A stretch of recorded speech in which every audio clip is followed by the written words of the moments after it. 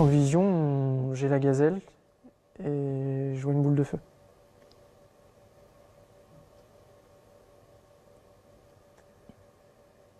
Et à ce moment-là, pour moi, c'est fini pour l'équipage.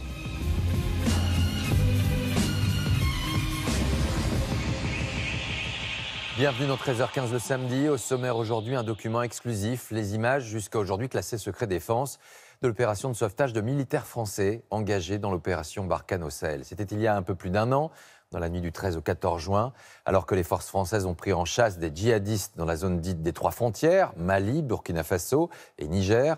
Au petit matin, un hélicoptère français est abattu. S'engage alors une deuxième phase, partir à la recherche des 3 soldats blessés, une opération au sol au milieu d'une zone désertique. Un autre hélicoptère va alors se poser en pleine zone de combat. Pour la première fois, les hommes de cette opération témoignent. Ils ont soigné leurs blessures, repris leur entraînement et se souviennent de cette nuit tragique. Document signé Dorothée Olyric, Vincent Fischmann, Alexis Fischer et Octave.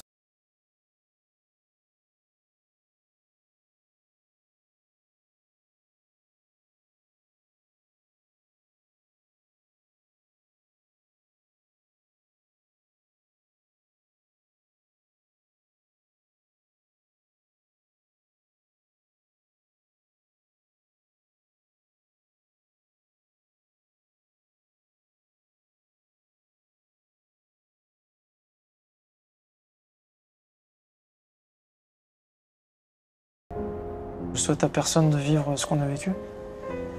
On n'aurait jamais pensé pouvoir vivre une journée comme celle-ci. Ok, il y a un gars qui vient de se barrer en direction du bois là. T'as les Spartans à vos midi pour 20 mètres. Ok. Et Diablo toujours contact caméra. Ouais, ferme.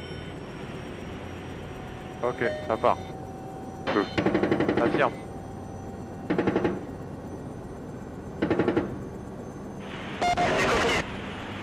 Il est armé. Ok, good shot Alex.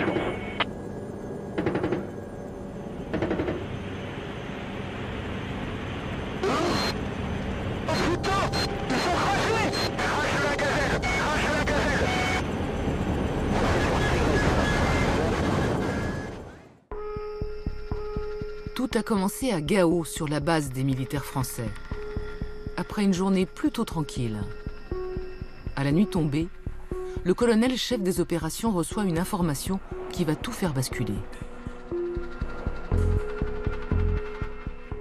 Un pilote de drone détecte une moto, comme il y en a tant d'autres, mais il y a ce petit quelque chose qui lui fait dire que c'est pas normal. Donc il suit la moto pendant de longues heures et il est un peu plus de 20 heures quand il détecte un regroupement d'une dizaine de personnes. Ouais, pour Diablo 33, effectivement, moi j'ai un Pax qui est allongé au pied d'un tronc. Hein. Donc, que font ces 10 personnes dans des bois au milieu de nulle part, regroupées, pas de feu, donc ce qui a supposé qu'ils ne veulent pas être détectés. Il faut qu'on aille voir, c'est important de savoir qui ils sont, pourquoi ils sont là, et avant 22 heures, les premiers hélicos décollent.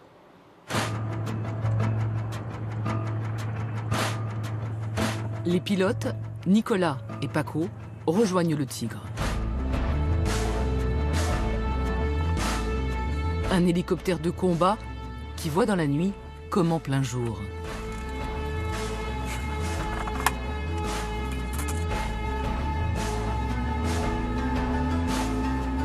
L'équipage est en alerte 24 heures sur 24.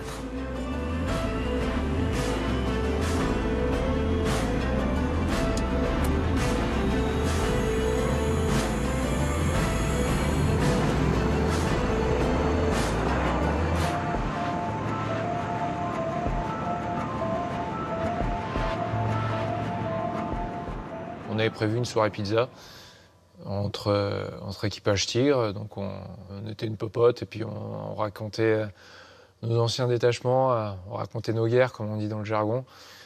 Et on ne pensait vraiment pas qu'il pouvait encore se passer quelque chose. Et c'est à ce moment-là, au moment où on plie les cartons, que la radio sonne. D'un état d'esprit assez détendu, on passe sur une attitude déjà plus concentrée. Alors là, nous, on arrive sur zone,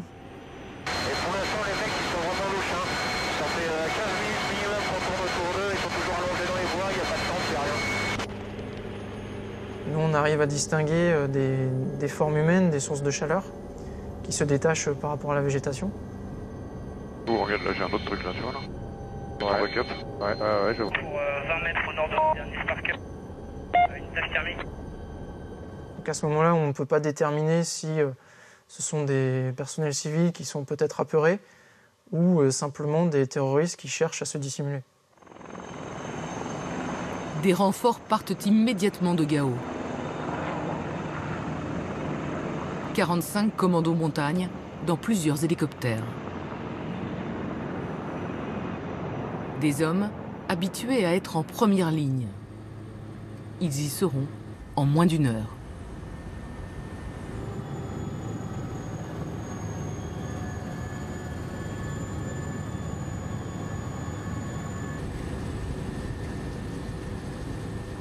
Dès la dépose, enfin quelques minutes après la dépose des commandos, le commando est pris à partie.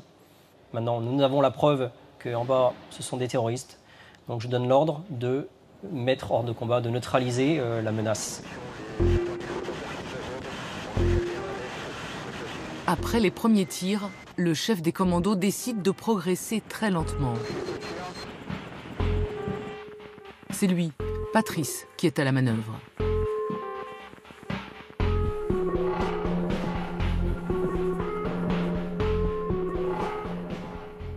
On avance dans une forêt, c'est très cloisonné, donc on voit rien du, enfin, on voit pas à travers un buisson. Et puis quand on va voir derrière le buisson, si on trouve que voilà, c'est arrivé, on a trouvé des gens derrière le buisson avec une arme qui nous attendait, bah voilà, ça a été, c'était au plus rapide et puis voilà.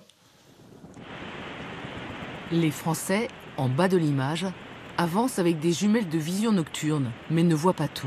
Ok, il y a un gars qui vient de se barrer en direction du bois, là. T'as les Spartans à vos midi pour 20 mètres. Il est armé, C'est parti. Il continue à courir. Ouais, c'est bilan, je sais pas. Ok, il passe, il continue à courir, En face, il y a un ennemi qui tire des rafales. Il y a des balles qui passent très près. On était à moins d'un mètre, voire quasiment à bout portant, quoi. Et là, qu'est-ce qu'on ressent? Rien, de la chance. On se dit, je suis pas passé loin. Mais voilà, pas passé loin, c'est qu'on est encore sur ses deux jambes et tout va très bien. Et on avance. Et on avance. Vas-y, fais-le pour moi. Les combats vont durer toute la nuit. Intense. Les Spark off.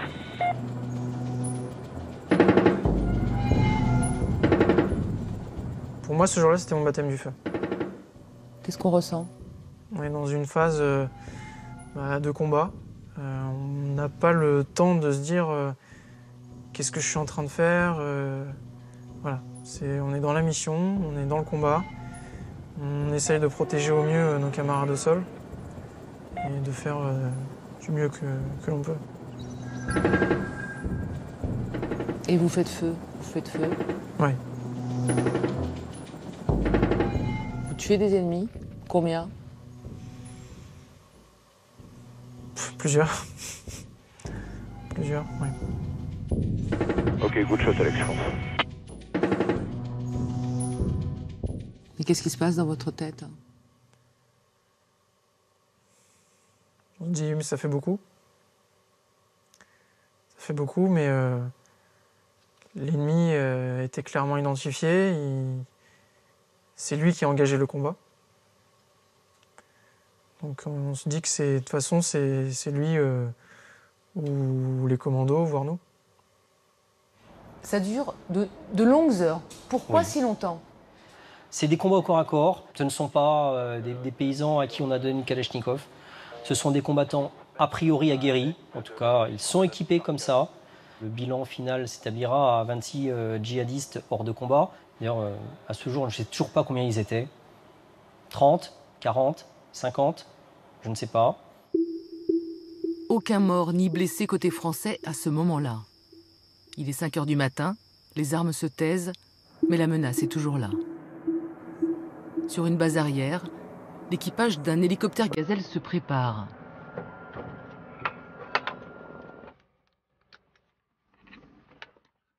Kevin, le pilote, chef de bord, et Adrien, le deuxième pilote. C'est lui qui va tenir le manche pendant la mission.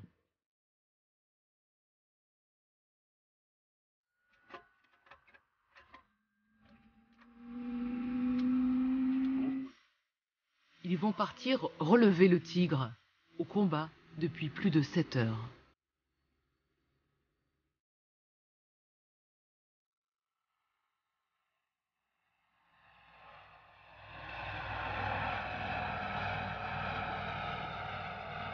La nuit est plutôt claire, calme. Je vois une grande zone avec 2 forêts. Et puis la patrouille qu'on vient relever en fait. Au loin, on commence les échanges radio. Ouais.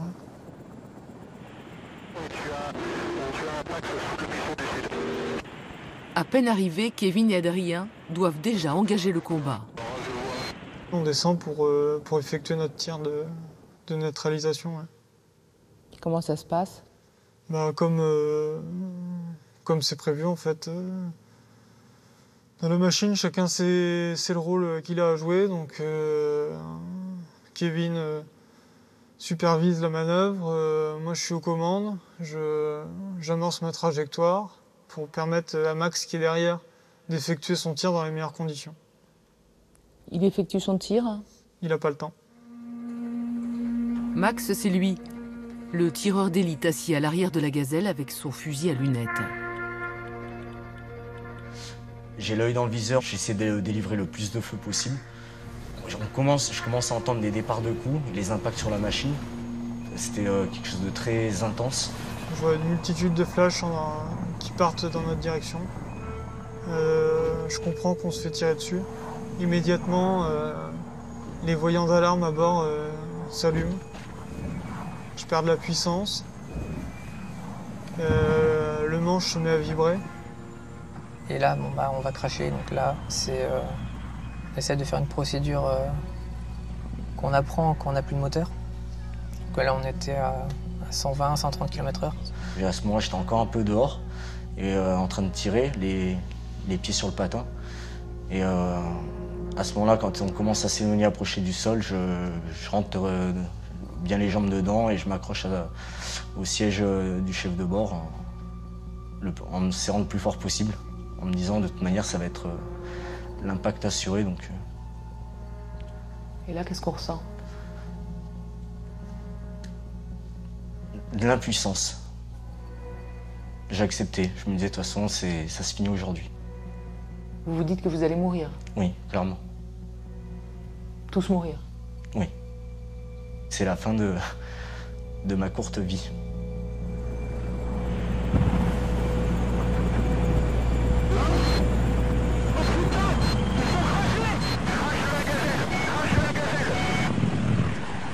En champ de vision, j'ai la Gazelle et je vois une boule de feu.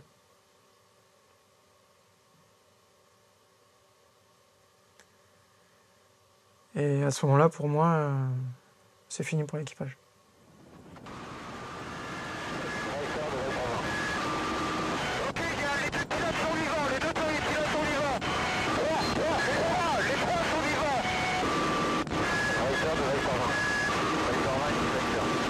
Paco, le chef de bord du Tigre, va faire un choix impensable. Un choix qui engage sa vie et celle du deuxième pilote. On est dans l'action, donc on n'a pas le temps d'avoir peur. En analysant rapidement la situation, on voit que c'est maintenant ou jamais. Donc on décide très rapidement d'aller les chercher. En votre âme et conscience, malgré les risques? On n'a pas le choix. Du moins, on voit des gens vivants, peut-être mal en point, qui ont besoin d'aide. Du moins, humainement, on n'a pas le choix.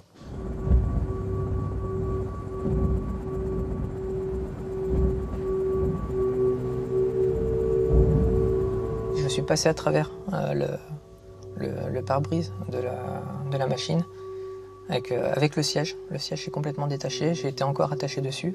Et je me suis retrouvé avec les jambes encore à l'intérieur et le corps à l'extérieur.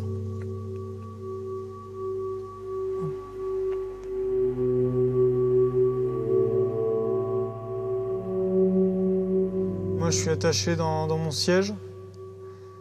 Je vois les pieds de Kevin qui dépassent de la verrière.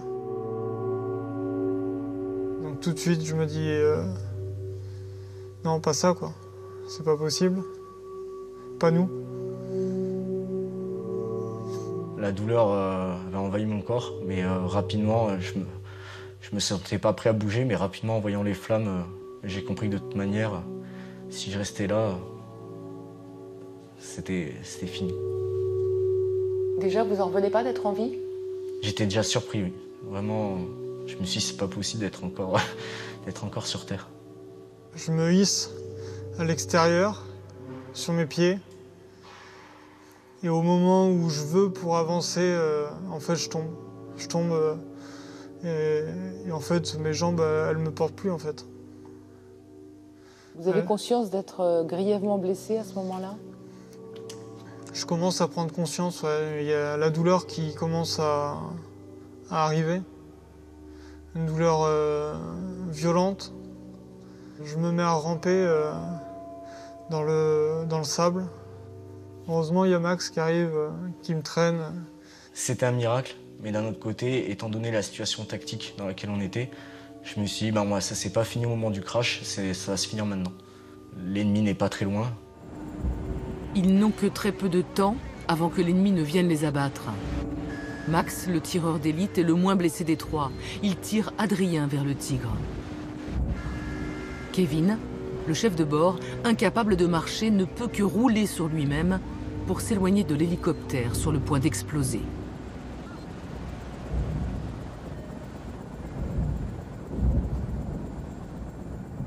En premier lieu, j'ai pris Adrien parce que c'est celui qui était le plus mal en point. Je l'ai mis à l'abri derrière le Tigre en me disant s'il y a une éventuelle explosion pendant que je retourne chercher Kevin, au moins il y en a déjà un qui est à l'abri, on va dire. Et en rebasculant de l'autre côté du Tigre en direction de la Gazelle pour aller chercher Kevin, là j'ai vu, oui, en effet, qu'il avait fait des roulés-boulés sur lui-même. Il fallait que je trouve le moyen de me rapprocher du Tigre, qui était à une centaine de mètres. Et je ne pouvais pas ramper, mes jambes ne répondaient toujours pas. Donc la seule façon pour moi de me rapprocher, c'était de rouler. Donc avec les bras, j'ai fait bras de levier, j'ai mis tout mon poids pour m'aider à commencer à rouler. Et là, j'ai senti que que le dos était des douleurs atroces. Et malgré tout, en fait, j'ai profité de l'élan donné par la première impulsion pour me dire, faut pas que je m'arrête. Et du coup, c'est parti. Et on continue, et on continue, et on continue. Je pense que j'ai quand même bien crié. Et c'est là où Max a fini de me récupérer pour me mettre sur le Tigre.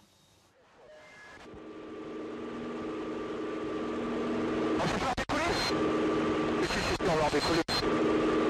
C'est monté ou quoi? Oui! Yeah!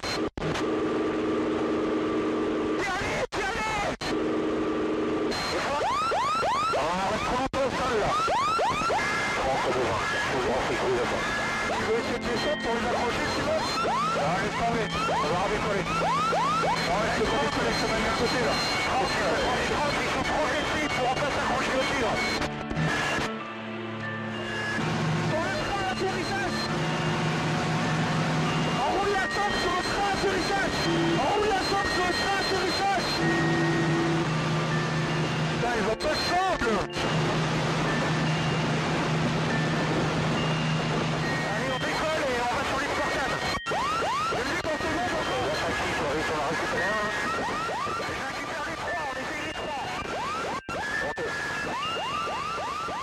La scène a duré moins de 6 minutes.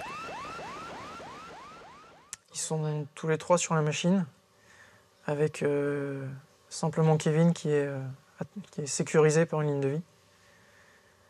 Adrien et Max se tiennent par la force de leurs bras, de leurs mains. Et du coup, moi je le sais, Paco le sait aussi. Et c'est ce qui rend, je dirais, compliqué la phase suivante. Se dire qu'à tout moment, ils peuvent lâcher prise, que ce soit par une perte de connaissance ou un mauvais pilotage de ma part, une manœuvre qui pourrait les faire tomber. C'est à ce moment-là que j'ai presque eu le plus peur. Je me suis dit, mais on est en train de faire quelque chose improbable. C'est une scène, c'est une scène de film d'action finalement. C'est pas. Et j'avais vraiment la peur de décoller en étant simplement assis et en me tenant à une poignée. Je me suis dit, on est quand même sur un hélico, en plein air comme ça. Et là, je me suis dit, on n'est pas encore sorti d'affaire. Il va falloir quand même faire le trajet. Cette procédure, elle n'a jamais été effectuée en entraînement et jamais effectuée au combat.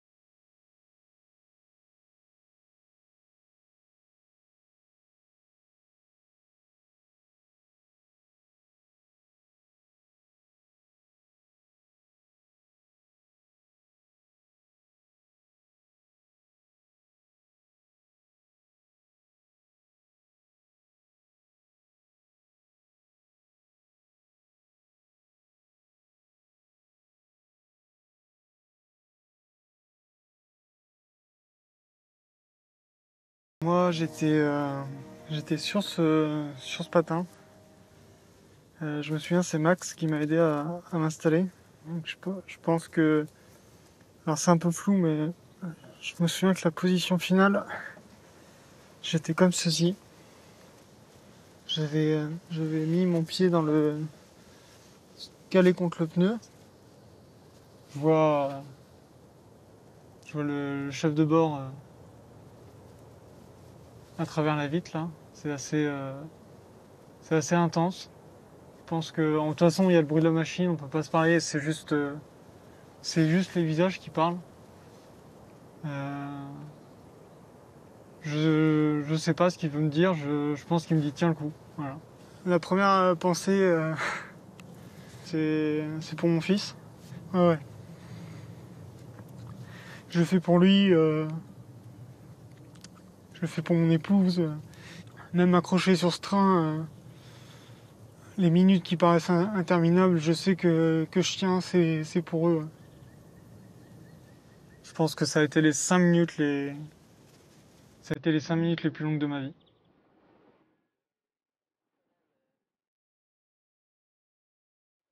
5 minutes de vol et la délivrance. Kevin et Adrien seront rapidement évacués vers un hôpital militaire en France. Diagnostic, des fractures à la colonne vertébrale.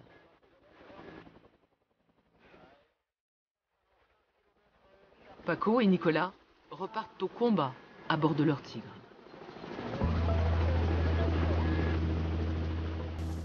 Mes héros, c'est l'équipage qui est venu nous récupérer. C'est un acte de bravoure extrême. Max, il est revenu pour me chercher.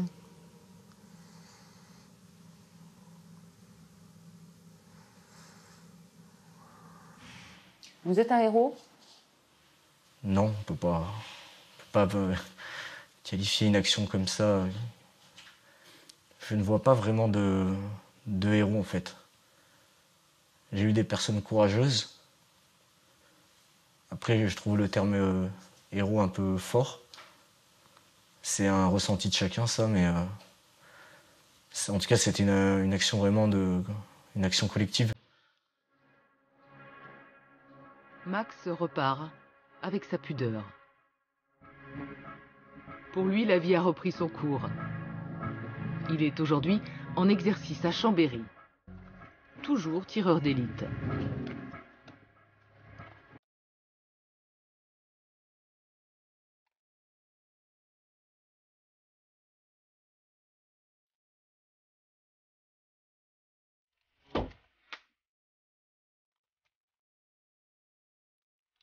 Séance de tir avec son groupe de commando montagne. Comment ça va, Max, un an après ce sauvetage? Comment vous vous sentez? Ça va, ça fait plaisir de se retrouver ici avec une bonne partie de la bande avec qui j'étais justement là-bas. Donc c'est cool. Max repart au Mali avec son groupe dans quelques semaines.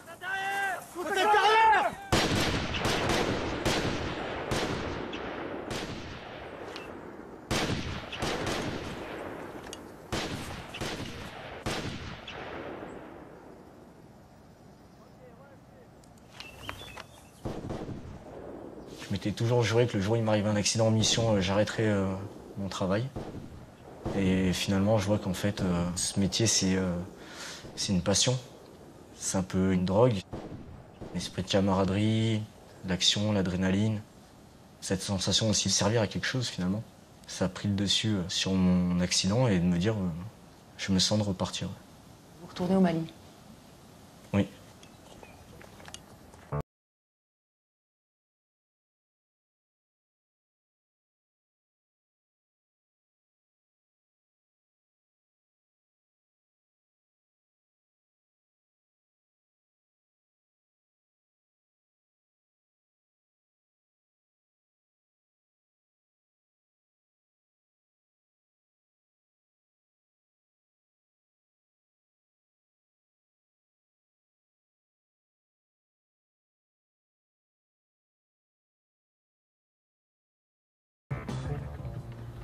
On revient de loin, que c'est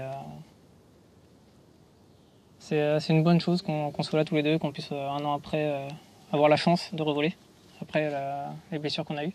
C'est plus qu'un vol bonus. C'est une renaissance.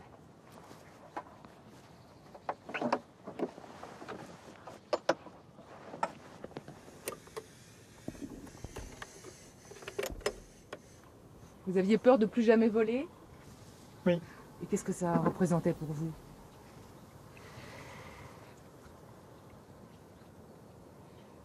Ça va être un petit peu cliché, mais c'est tout ce que je sais faire en fait.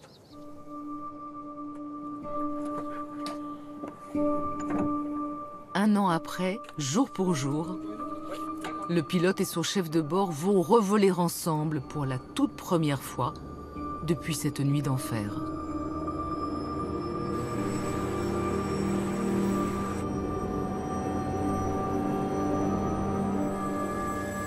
Youhou! C'est le plus beau jour de ma vie.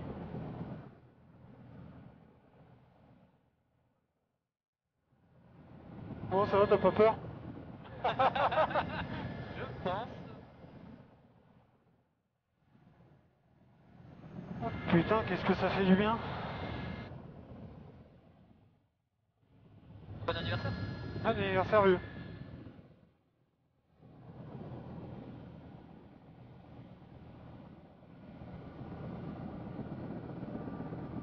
Des frères d'armes, encore un peu plus qu'avant.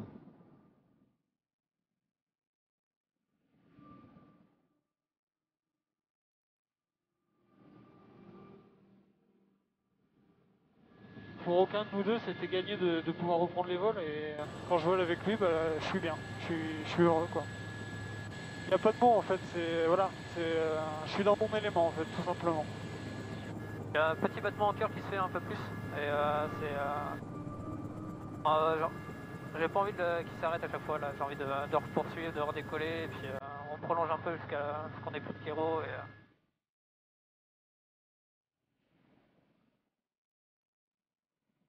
Je sais pas si je te l'ai déjà dit, j'adore ce boulot. Un boulot qu'ils ont envie de refaire un jour au-dessus du désert malien.